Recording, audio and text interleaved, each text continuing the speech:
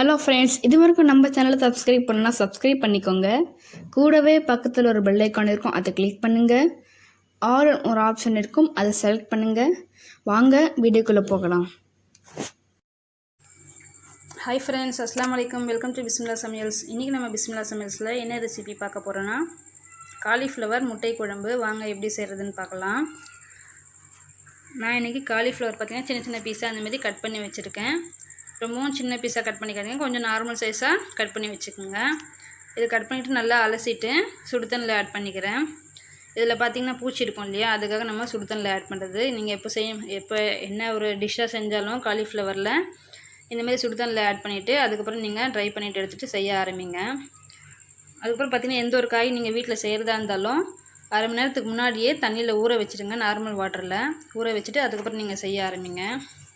இதில் நிறைய கெமிக்கலை ஆட் பண்ணுறாங்க இல்லையா, அதுக்காக தான் சொல்கிறேன்.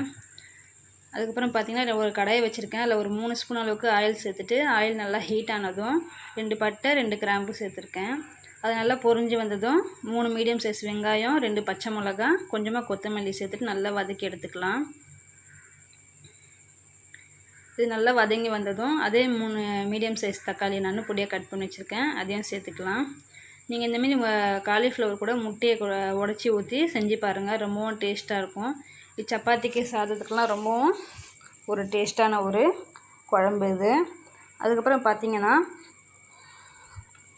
காலிஃப்ளவரில் முட்டை இல்லை, மட்டனில் கறி இருக்கும் இல்லையா, அந்த கொத்து கறி மாதிரி அதை கூட போட்டு இந்தமாரி செஞ்சிங்க அப்படின்னா சூப்பராக இருக்கும்.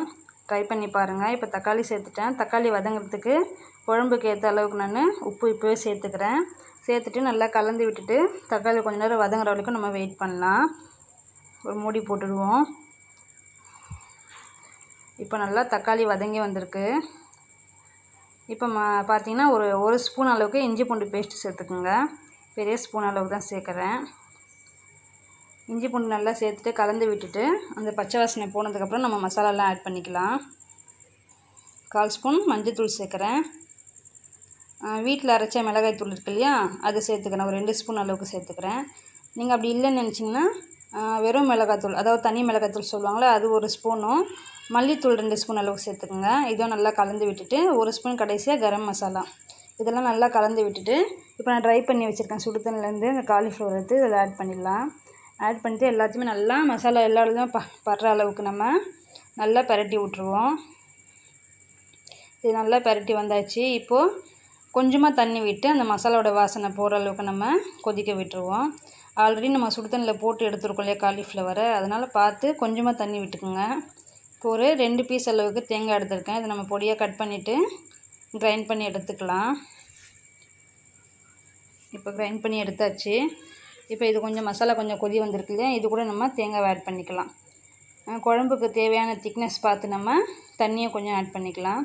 ரொம்பவும் தண்ணி வச்சிடாதீங்க, ஒரு மீடியம் அளவுக்கு வச்சிங்கன்னா கரெக்டான அளவு இருக்கும், பார்த்து வச்சுக்கோங்க. இப்போ உப்பு காரம்லாம் கரெக்டாக இருக்கான்னு செக் பண்ணிவிட்டு ஒரு 5 நிமிஷம் கொதிச்சு வந்ததுக்கப்புறம் நம்ம முட்டையை உடச்சி ஊற்றிப்போம். நல்லா கலந்து விட்டுருங்க. இது நல்லா கொதித்து வரட்டும். இப்போ ஒரு கொதி வந்திருக்கு. இப்போ நம்ம முட்டையை பார்த்திங்கன்னா உடச்சி ஊற்றிக்கலாம். நான் இன்றைக்கி 5 முட்டை எடுத்திருக்கேன். நீங்கள் இல்லை 3 இல்லை 4 இல்லை உங்கள் வீட்டில் தகுந்த மாதிரி கொஞ்சம் அதிகமாக எடுக்கணுன்னா கூட அதுக்கேற்ற மாதிரி மசாலாவை ஆட் பண்ணிக்கிட்டு நீங்கள் செய்யுங்க, சூப்பராக இருக்கும்.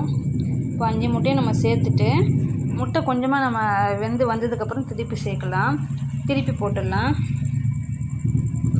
நம்ம அப்பயே கலந்து விட்டுட்டோம் அப்படின்னா முட்டை கரைஞ்சி எல்லாமே அப்படியே உடஞ்சிடும் முட்டையெல்லாம். இப்போ நம்ம இந்த மாதிரி திருப்பி போட்டுட்டு ஒரு 5 நிமிஷம் நம்ம அப்படியே கொதிக்க விட்டுட்டோம் அப்படின்னா அந்த முட்டை பார்த்திங்கன்னா காலிஃப்ளவர் கூட சூப்பராக கிரேவி மாதிரி ரெடி ஆகிடும். அவ்வளோதான் ஃப்ரெண்ட்ஸ், ரெடி ஆகிடுச்சு. கொத்தமல்லி தூவியாச்சு கடைசியாக. ஆல்ரெடி கொஞ்சமாக கொத்தமல்லி சேர்த்துருக்கேன். இந்த வீடியோ பிடிச்சிருந்துச்சுன்னா லைக் பண்ணுங்கள், ஷேர் பண்ணுங்கள், கமெண்ட் பண்ணுங்கள், மறக்காமல் சப்ஸ்கிரைப் பண்ணுங்கள். பக்கத்தில் இருக்கிற பெல் ஐக்கானை கிளிக் பண்ணுங்கள்.